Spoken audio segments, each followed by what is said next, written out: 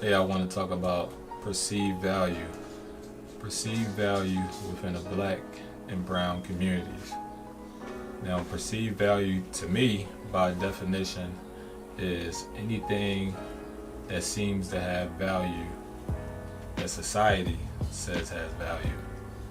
That's cars, that's clothes, that's jewelry. When in a nutshell, all these things are liabilities. They are all things that depreciate value in time. What we have to do is start preaching and promoting ownership. That's owning land, that's owning real estate, that's owning a business. Until you own your own, you can't be free.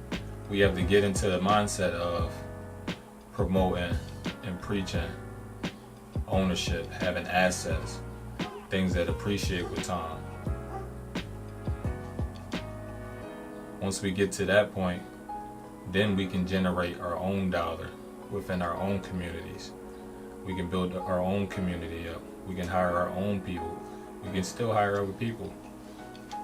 But it's the fact of having an option that we can put our own family and friends on, and we can pass that on through generations, because that's what it's about.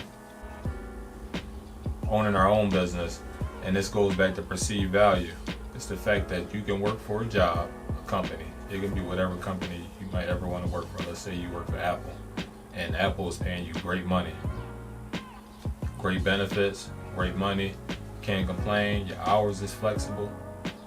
It may not be too flexible, but it's maybe as flexible as it can be. No matter that you're working for somebody else, you're still building somebody else's dream. Even then, they still control your money.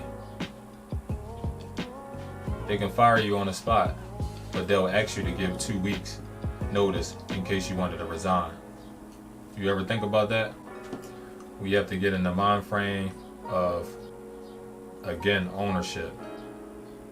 You might look at a job and you might see a car dealership.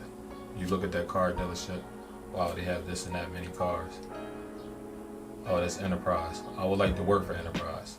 We have to change our mindset into thinking of, I want to have my own enterprise.